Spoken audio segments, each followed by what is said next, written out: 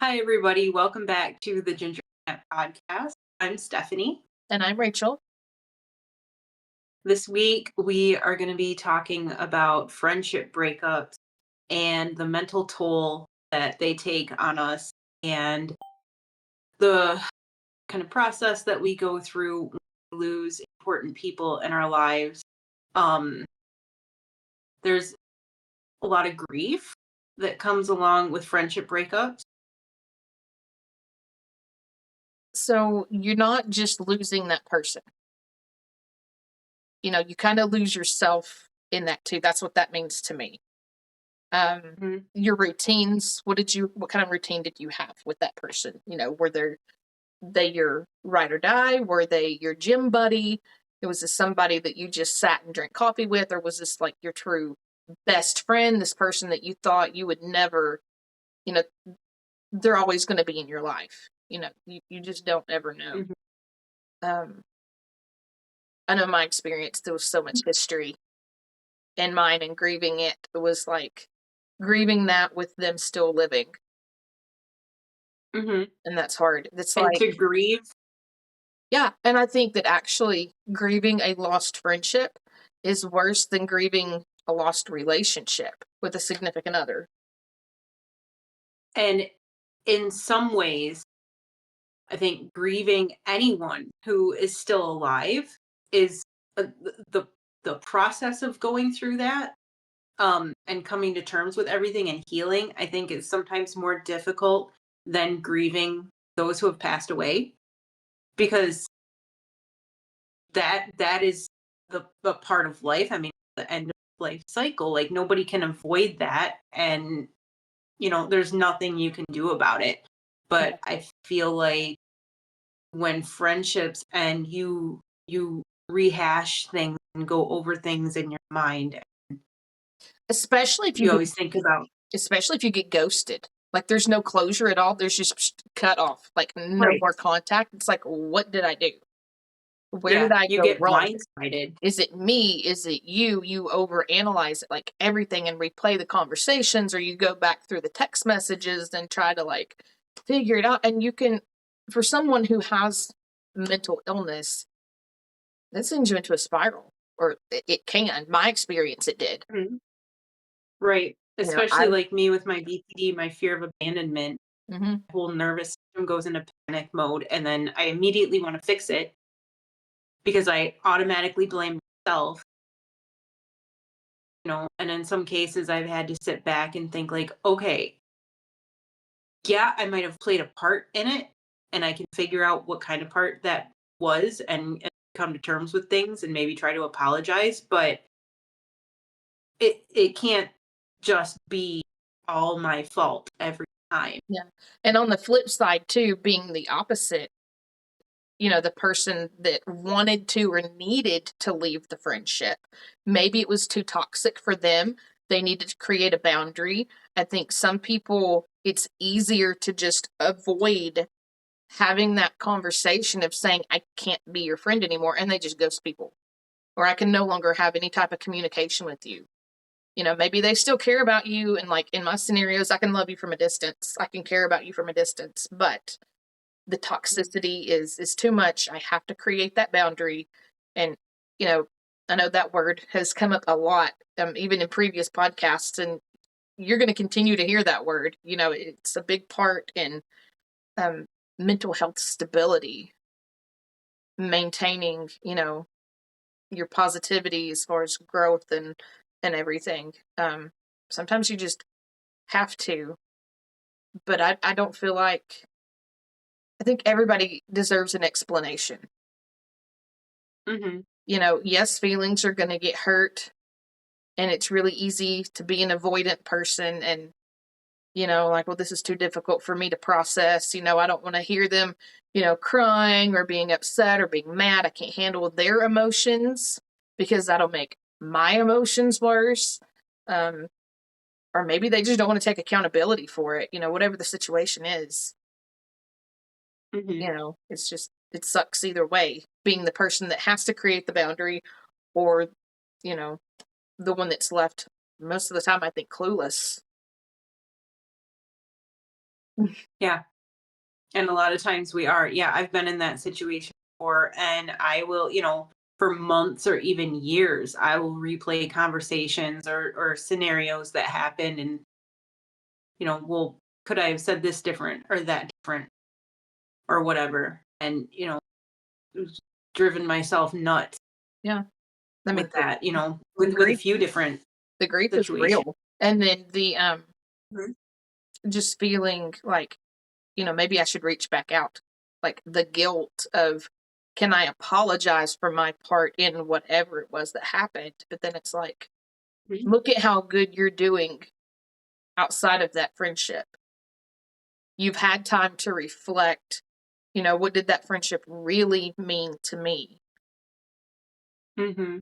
You know, I've, I don't know, the last couple of years I've wanted to do that myself, but I have to remind myself, no, stop and think about the whole picture. You're better off. Just let it go.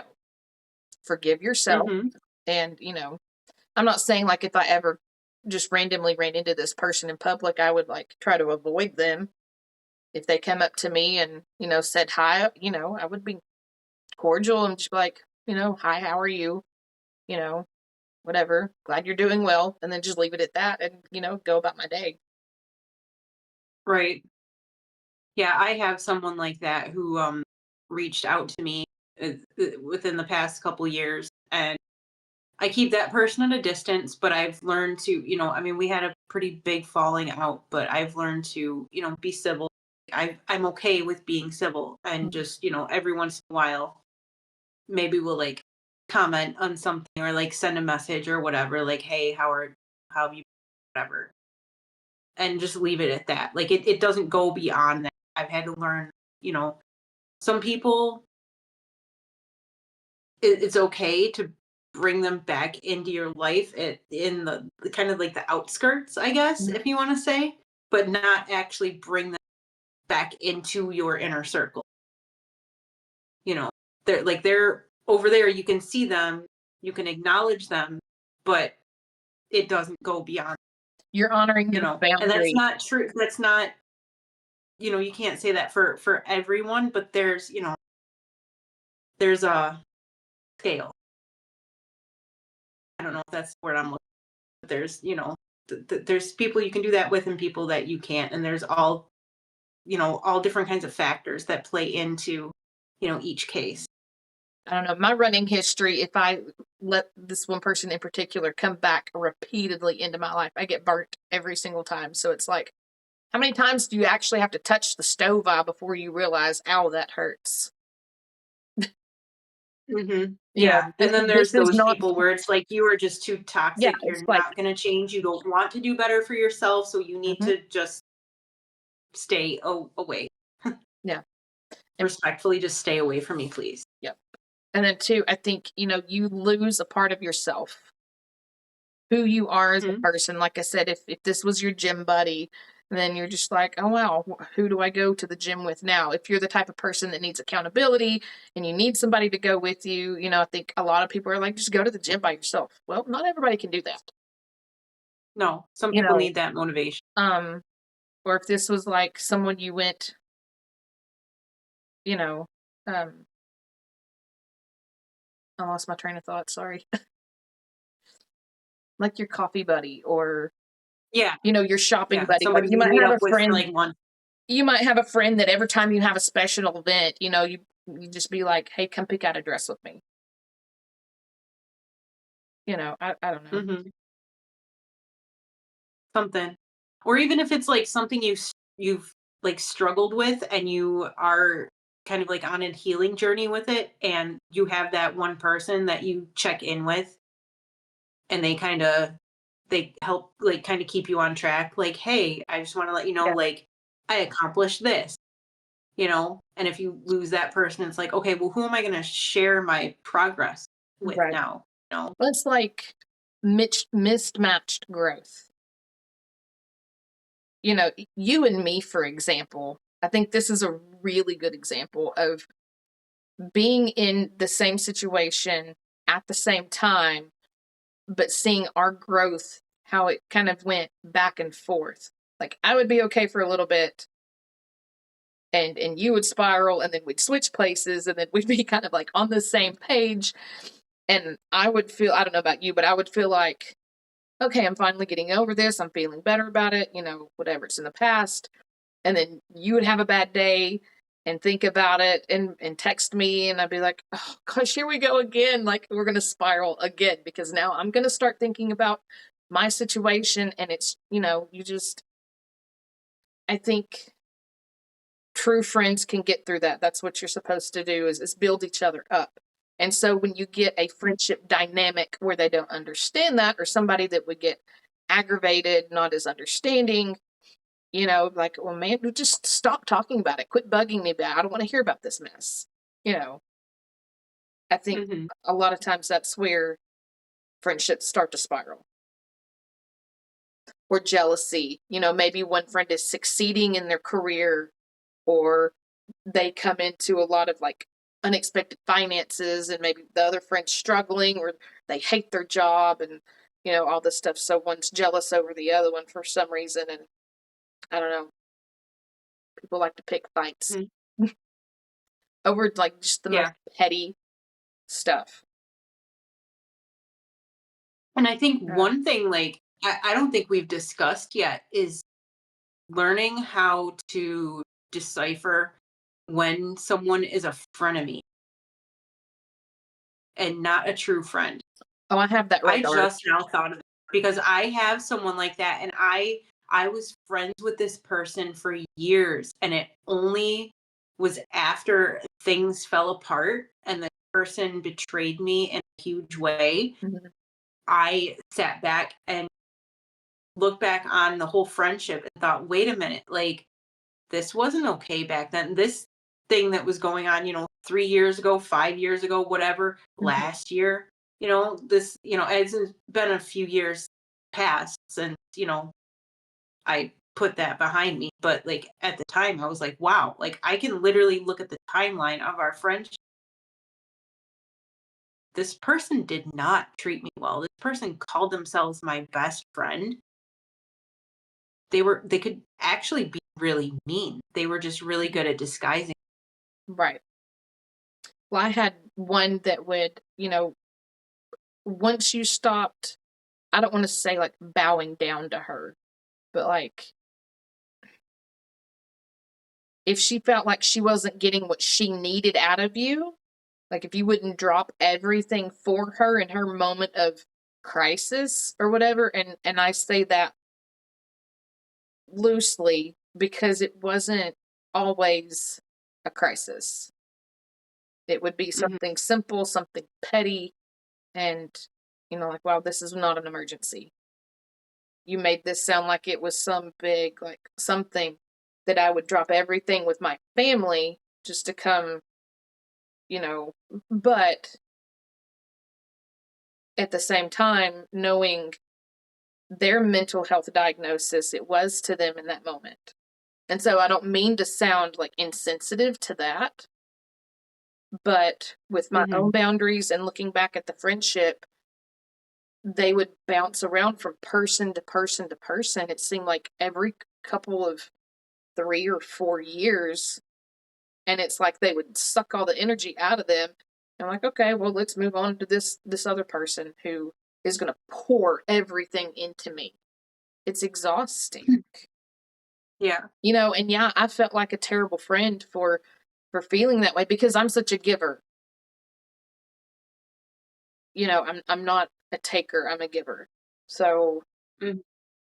it did hurt my feelings, but I had to set up that boundary.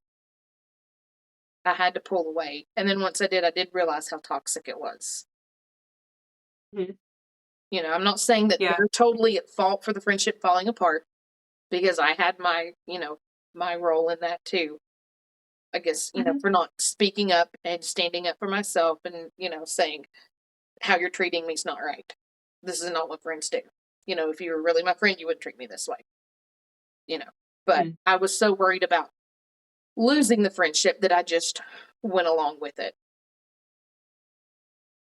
So, Yeah. And that that person that I, was just talking about, like at one point they were really the only close friend I had that I Mhm. had contact with daily because everyone else that I was around, I wasn't as close to or just didn't trust as much. Um, and that was rough. I think that's what kind of kept me in the friendship for so long. I think I would have ended it sooner because I had kind of pulled my energy and my effort back. I wasn't making such an effort to really keep up such a close friendship Yeah. towards like I would say like the last year, that we were in contact with each other, but now I lost. Mm. But yeah, that's I don't even know where I was going with that. I mean, and it's still a loss too, Yeah. even if it's a mutual decision. There doesn't have to be an issue. I can't think of a scenario. I've never had that scenario happen to me, but sometimes people just, I've heard other people talking, that sometimes you just mutually decide that, we can no longer be friends for one reason or another. Right. I don't think I've ever really had a situation where it's been mutual. It's been either the other person or me solely. I mean, you both have to be really strong people to admit when, yeah, any type of Yeah. relationship is over. I feel like the mutual ending is rare. I could be wrong, I don't, Yeah. but No, I think I so just, too. yeah. I think so too because I can't really think of any. I can think of, like, okay, if you move away to another state or things like that, sometimes people are able to keep the friendship, but it's harder because you can't hang out, you can't do things like you would like to, and so you do, unless, like, you know, you video chat and things like that, you can still stay connected now, but um it's And just start a podcast together. Not that we ever I moved started, away from each other. yeah. I We're started to already away mention that from and I was like, no, but yeah, you meet your online best friend and be friends for 20 years and never meet and not make it a priority, uh we are now but though. yeah, that's in the works. We'll make that happen one way or another. Um but either way, whether it's your decision, their decision, or mutual, there is still a huge mental drain. It really takes a toll on you mentally, physically. I think we've kind of covered like everything, like the sadness and anxiety, irritability, whatever, the grief, the guilt, so I went through the spiraling emotions, of being angry and not understanding why it had to end the way that it did in different situations, and or just being ghosted and being just angry, hurt, Hmm. confused, You really so do go through the 12 stages every of grief. yeah. And sometimes, it's not all linear. Mm-mm. Sometimes you revert back to, a stage that you thought you were already done with. Sometimes, a couple of the stages might happen simultaneous. Like it's not all cut and dry, but you do need to go through the full process before you can, kind of have your closure and be done with. You'd probably laugh at my playlist for those moments because I go through I that am whole cycle of angry, mad, screaming metal music to the uplifting, you know, sometimes spiritual, empowering type stuff. It all comes all the way around, and I have to go through every single step. Um, and then sometimes you even you miss it so much. Like in my scenario, you think about it, and it's like, why didn't this work out? Again, wanting to reach back out to that person, but then having to remind yourself, reflect. Just pause before you do anything and reach out. Just pause and reflect. Is it something that you Mm-hmm. really want to do? Is this going to benefit you? Is this going to be healthy for you? They may not be in the healthiest situation to even have a conversation. Mm-hmm. And I think that goes Even just like even deeper than mental health. And you think drug and alcohol addiction as well, and their mindset, they're not clear minded either. So even just like sometimes getting up and moving your body. I actually mhm. saw um like a TikTok earlier tonight where a girl made herself do 10 push-ups every time she thought of breaking no contact with the person that she was in no contact with. She would literally drop down and make herself do 10.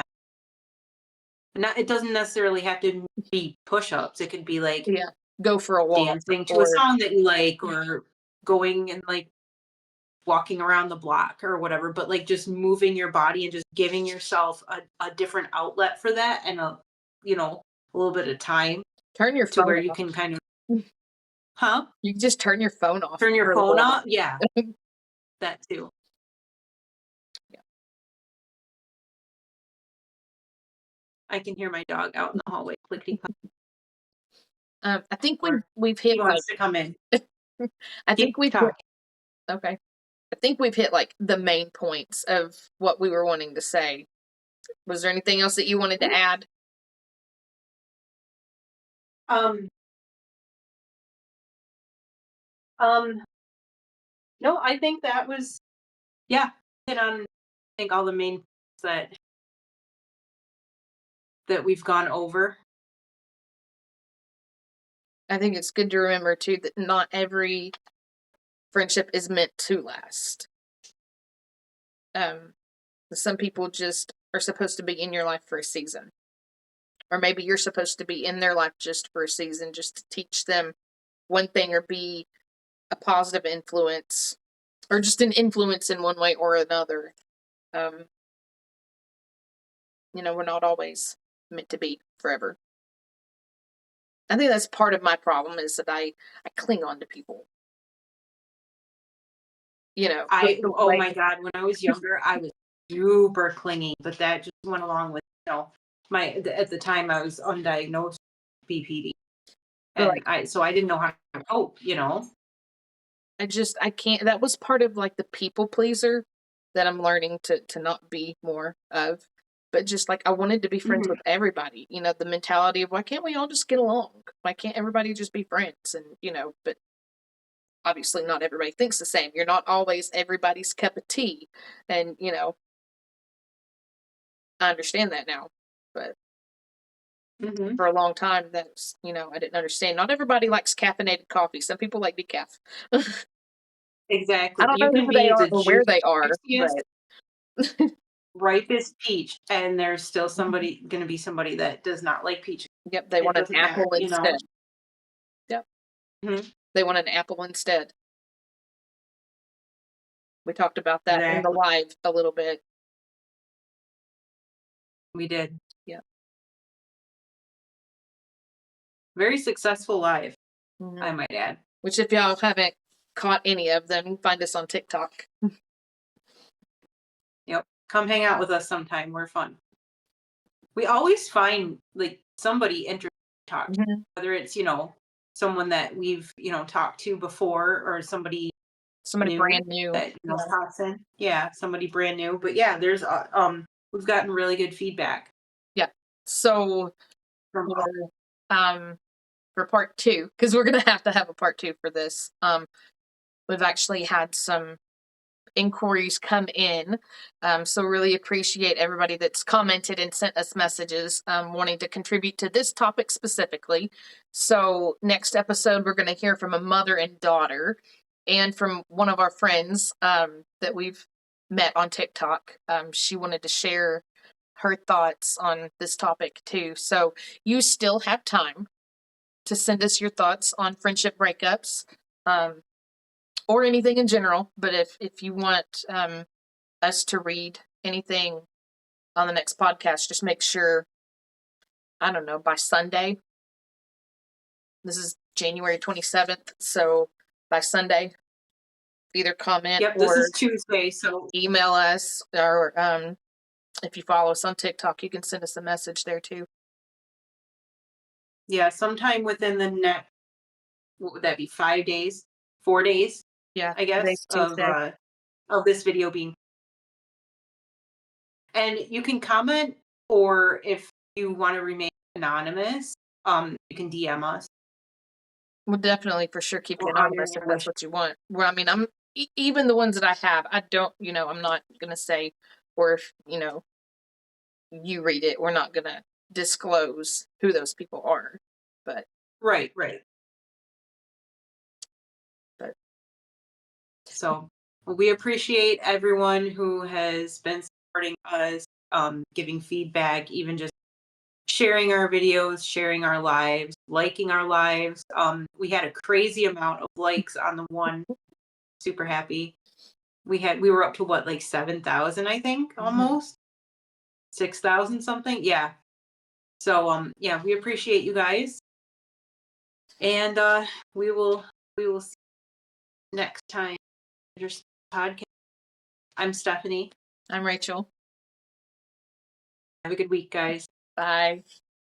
Bye.